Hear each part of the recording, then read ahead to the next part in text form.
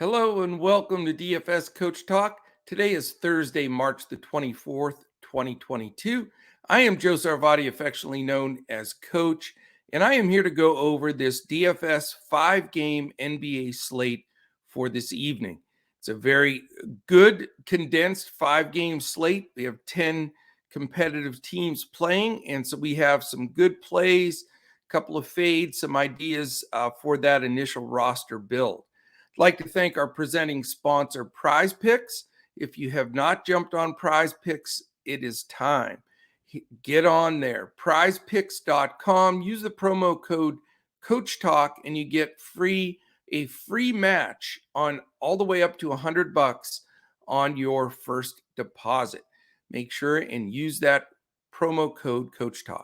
All right, no messing around. We're getting after it. We're going to make this condensed so everybody has a chance to look at it, but we will go over our regular criteria here for setting the stage for that contest build for you earlier in the day, and then dive on with us so you can see everything that goes on through the afternoon. We'll be posting everything in Discord. And then remember, we post 30 minutes before lock. We've got full FanDuel and Yahoo lineups and a coach's clipboard with a core and several other players to build around. So you're not just getting the breakdown, you're getting all of the foundational pieces throughout the day that help you build your lineup, and then we're giving you our opinion on our lineups. We'd love to have you. DFSCoachTalk.com.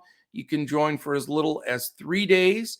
This is always a great day, Thursdays and Fridays, to jump on that 3-day pass for $10 because you get all of our golf, all of our preseason baseball, of course, all of our basketball. All right, here we go. First game, 7:30. We get an extra 30 minutes. I always enjoy that when we get that extra 30 minutes before the slate locks. It is the Cleveland Cavaliers at the Toronto Raptors. Toronto favored by 4.5. 215 is the total. Cleveland comes in 41-31. Toronto 40-32. So two teams battling hard for playoff position in the Eastern Conference Finals. Hopefully, that's what they're looking to. That's their goal in the Eastern Conference playoffs is what I was trying to say. But I'm sure both of them have sights on those spots. And people don't realize, but we only have like 10, 11, some teams 12 games left. So this is getting down to some serious stretch time in the NBA. For Cleveland, we know 3 guys are out: Allen, Rondo, and Wade. For Toronto, we do have 2 important tags here. 2 starters are listed as questionable. That's Anunoby and Trent. And then we have Malachi Flynn is out. So the game set here is Cleveland's 26th in pace, Toronto 25th. So that is not great. And that's why you have by far the lowest total on the board at 215. Plus, you have 2 good defenses, especially Cleveland's. They are 5th. Toronto is 13th. So definitely some questions there. Cleveland has, again, their squad intact. And Toronto, we need news. If those 2 guys play, then they're really a full squad as well. So that doesn't help either because you can't zone in really on any value. However, if those 2 Toronto players sit, then it's a different conversation. But let's take a look at it now as if those guys don't play. I think that's more likely, but we will see. Fred VanVleet becomes a nice play at 8-2. The one spot you can attack Cleveland a little bit with is point guard, although their team defense is tough. But VanVleet's been fighting injuries on and off. This is an important game, though, so I think he goes full tilt. And at 8-2 is a definite consideration for me. Scotty Barnes also at 7-6 has played a good role, mid-level price, solid play. Where I'm probably going to avoid is the bigs. Siakam at 8.5, a little bit better price than he had been at, but I don't like him against this interior defense of the Cavaliers. Achua, Birch, Boucher, Young, you're going to get some of all those guys. And, obviously The value would be more with an Achua at 4.7, a Boucher at 5K. He's all the way up to 5K, and Birch 3.3, but not sure you have to go that deep. So not strong stacking by any stretch. Either pull the, flip the switch and go with Van Vliet, or probably nothing for me from Toronto. On the Cleveland side, it's a little different. Garland's now 9.7, so he's up there with the big boys, and it makes it definitely a bit tougher to bring him in the fold, but his results have been fantastic. So, again, for me with Cleveland, with them using Okoro and Stevens in that starting lineup, just really for fantastic defense, which they both play, but it really puts the onus offensively on Garland, Markkanen, and Mobley. That's why those three really have been a lot stronger in play for me. However, they do come off the bench with LeVert and Love and Jetty, and those three can score it. So it makes Cleveland a hard team, really to go after, especially Garland at 9.7. But you can look at Evan Mobley at 7.8. It's fair price. And Markkanen is leaked up a little bit now into the 6, but 6.1, he's fair as well. So wouldn't mind a little exposure from Cleveland, but I do think this is the worst game from a DFS standpoint on the entire slate. All right, we go on to game 2. It's an 8 o'clock game, and it's a complicated one because you have both teams coming off a game last night. So second night of a back-to-back. For both squads. It's Indiana at Memphis. Memphis is minus 12.5, 235.5 total. They expect to have Ja Morant back for this game. So we'll see, if this is one that could definitely blow out, no question about it. However, an odd stat is how well the Grizzlies play without Ja Morant. I believe they're 14-2. And their defensive rating goes from where they stand now at 6 to number 1 when Ja's off the court. So superstar player, but the Grizzlies, Tyus Jones starting at point guard, are the best defensive team in the league. So just an interesting note that you don't see, changing things as much as it does. So they're obviously love to have Ja in there, but goes to show you how strong their depth is. So let's talk about this game a little bit from an injury standpoint and records coming in, because Indiana's 25-48. We know they've mailed it in. Grizzlies are 50-23 and fighting for that better position in this playoffs, because in the West they're in the game for a good home playoff first round matchup. I mentioned Ja, but he is questionable still. So you wonder if the coach is saying, listen, Indiana's not good. We want, Ja to be 100%. We obviously can win without him, and we're good defensively without him. So I would say Ja's a legit questionable. I do think he was planning on playing this one of the two, but we'll see. Actually, it just came up on my screen that he's now out. So there you go. It just changed. No Ja, not surprising. So Tyus Jones, one of our faves, going in again. The rest of the injuries for Memphis, Morant and Tilly are out. For Indiana, questionable tag on Isaiah Jackson, Chris Duarte, and Jalen Smith. So we need to see what the situation is with those guys, because that really affects their rotation all the way around, no doubt about it.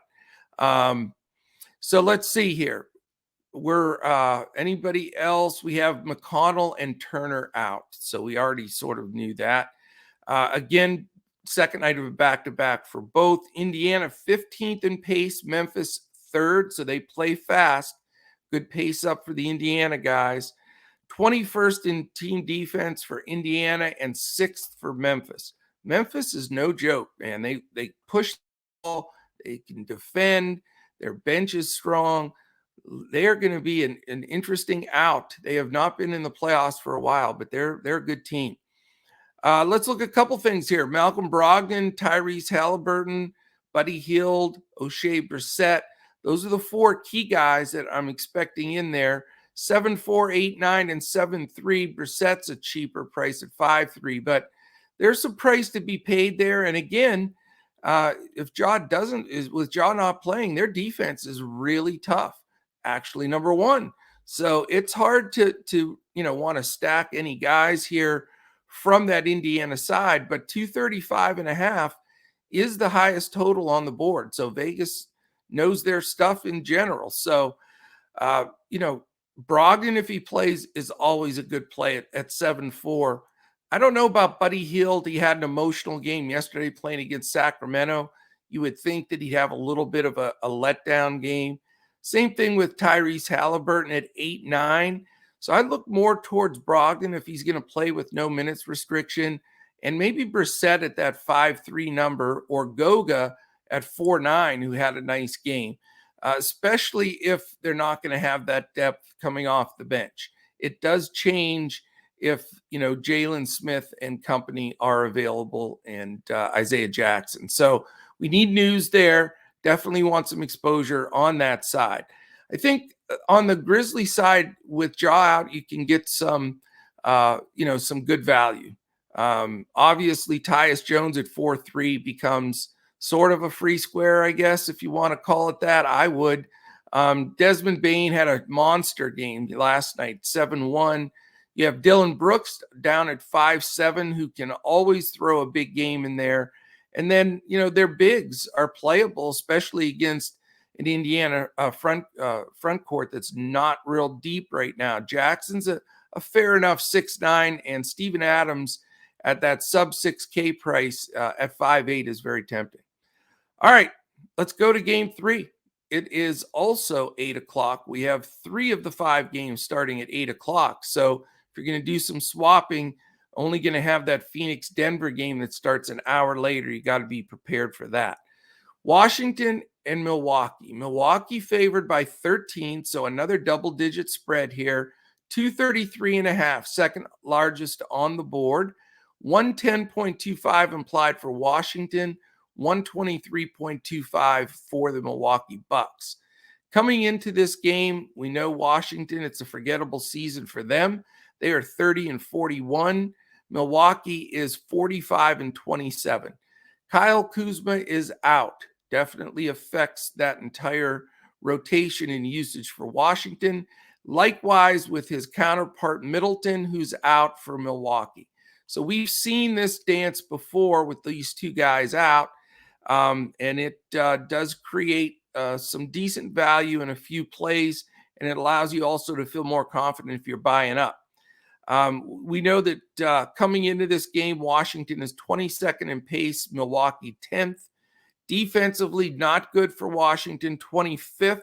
Milwaukee's down to 14th, so they're now pretty much in the middle of the pack. Defensively, they've been giving up a lot of points for some reason, which is hard to understand when they have the majority of their guys going after it.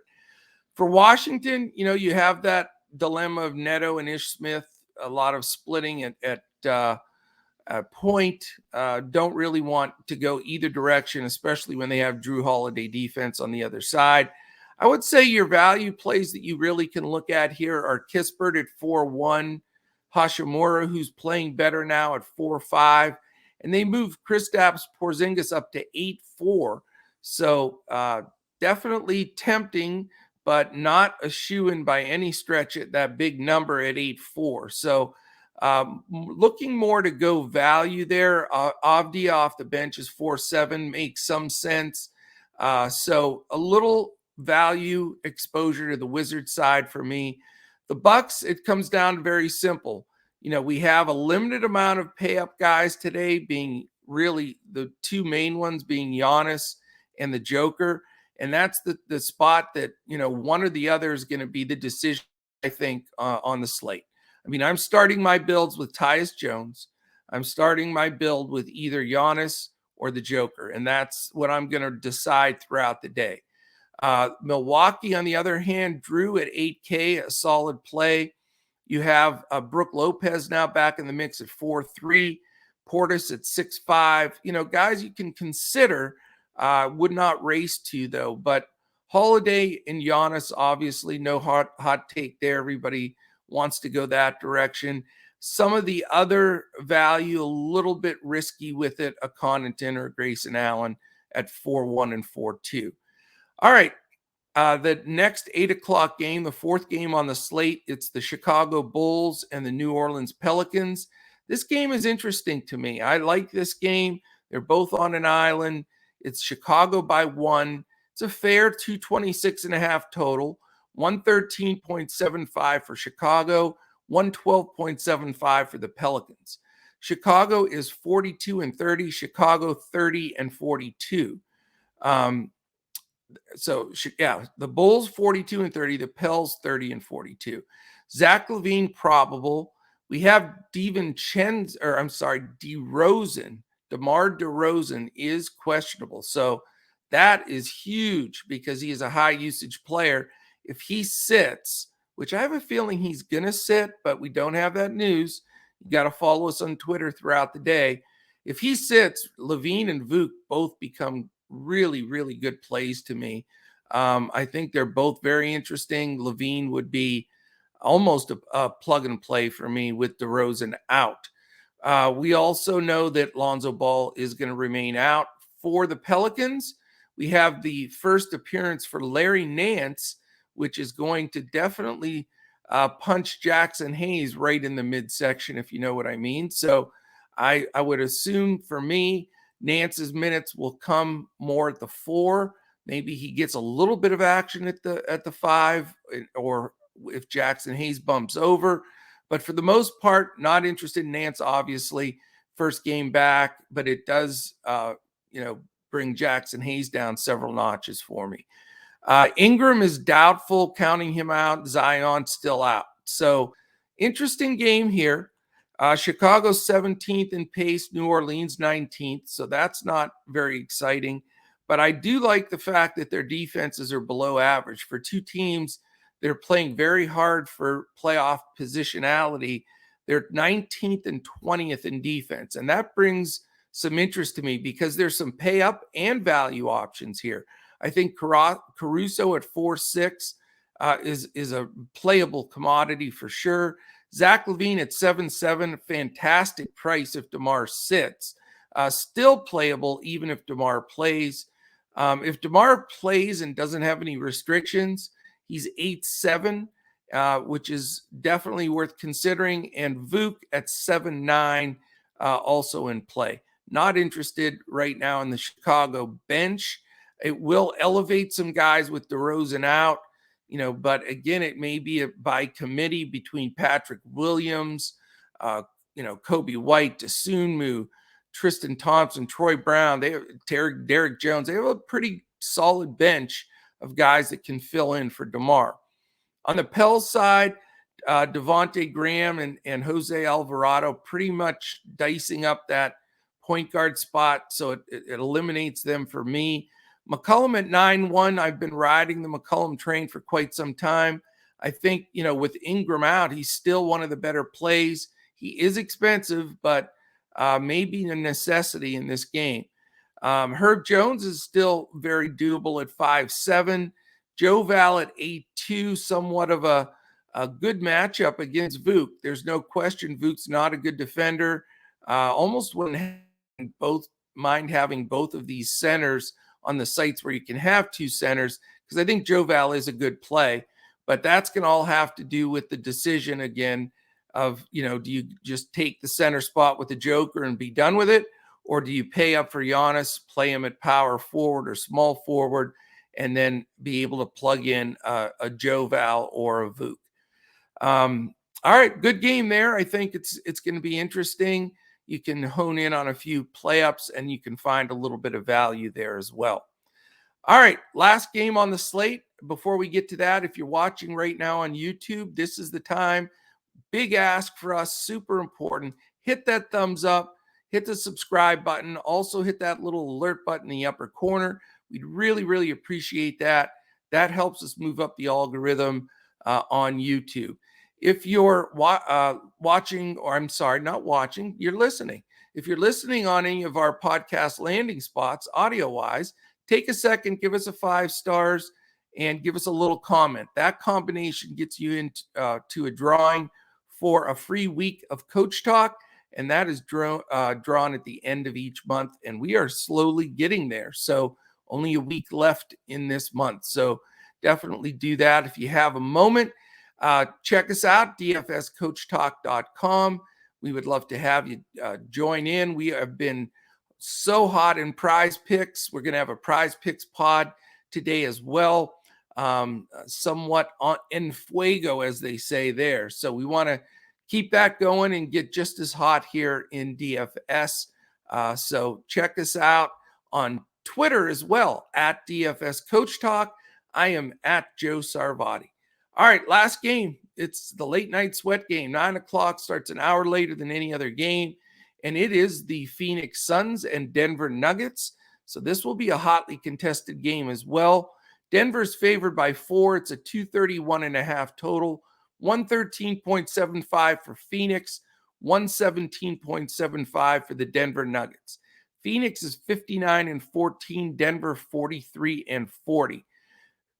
For Phoenix, we know who's out. Johnson, Kaminsky, Lundberg, Paul, and Saric. For Denver, same scenario. Kanchar, Murray, Najee, and Porter Jr. all out. Okay, let's look at this one. Phoenix is 8th in pace. Denver 23rd. So pace up game for Denver for sure. Defensively, though, Phoenix right in the nose, number 3. And Denver, middle of the pack at 15.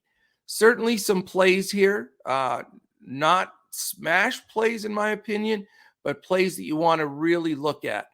Cameron Payne at 6'9". I think that price is, a little bit better. He had jumped into the 7s, so a little bit more acceptable there. Booker's played fantastic. Paul's gone down. He could be a nice pay-up opportunity. Really have to probably decide between Booker and CJ McCollum. They're in the same price range. Both have a possibility of a really good ceiling. Mikal Bridges throws big games in there. 6K, he's fair. Crowder 5'2" is doable at that price tag. And then Ayton at 7'2".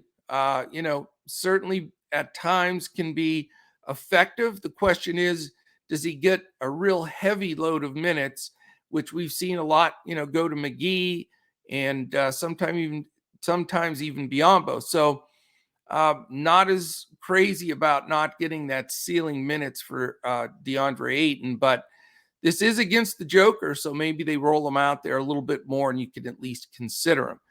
For Denver, it always begins and ends with the Joker. He's 11-4, which probably isn't high enough. I mean, he really should always be over 12. I think the reason he's lower is because it is that Suns shutdown defense, but I don't know if you can shut down the Joker. So certainly, again, here, Giannis, I think, have to be in most of your lineups for sure. Be hard to fade both of them. I'd probably suicide mission there if you don't play one of the two. I'm not sure there's enough value to play both. That would be very difficult, but we'll see what happens. We know during the day we've had just tons of news lately and lots of things shifting around. So, we'll follow that very closely. Monte Morris and Bones Highland, somewhat of a point guard split. So difficult to get to both of them for me. Will Barton's been awful. He's 5'1", but just not playing well. He's a big part of the reason they've struggled at times. After that, Aaron Gordon's 5K. We know that he can have decent games for that price, but he always seems to throw one decent one in and then, burn you for a couple in a row. So buyer beware in that situation as well. So not my favorite game this last game. You can just go for it and go Booker versus Joker and just watch the rest. I do have a tendency to lean a little towards campaign here, and I don't think Mikal Bridges is the worst play either. So some opportunity. It's going to be spread out. Some decisions still to be made. That's the thing you can. The best advice I could give and what I do is to get everything figured out as best I can with the information I have. Get that lineup put in there, and then you just have to, sometimes you have to start completely over. But with the news coming in, you can, shift a few players and then get ready, to get that lineup as close to possible as you can. And then join us in Discord, because then you get those full lineups on FanDuel and Yahoo and that solid coach's clipboard to build off of for your DraftKings. So that is it. Prize picks. We have some great picks coming today. Check out in about probably posting in about 30 to 45 minutes after this podcast. You can keep an eye out for our prize picks choices of the day as well. All right. Thank you so much for listening in. We really appreciate you. Quick thumbs up and hit that subscribe button on the way out. We hope you have a great Thursday. And tomorrow we have the 3-day weekend, Friday, Saturday, Sunday. I'm very, very excited about.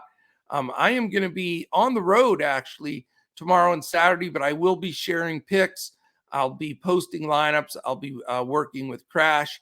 Crash is going to be running the show on these podcasts the next couple of days. So enjoy him. He is sharp as can be. And then I'll be part of everything that's going on. But podcast-wise, I'll be back here on Sunday with the one and only Miss Deb. Deb is on fire, and we're going to be sharing our thoughts for that Sunday slate. All right, have a wonderful day. Enjoy your Thursday. Let's absolutely crush it in NBA DFS.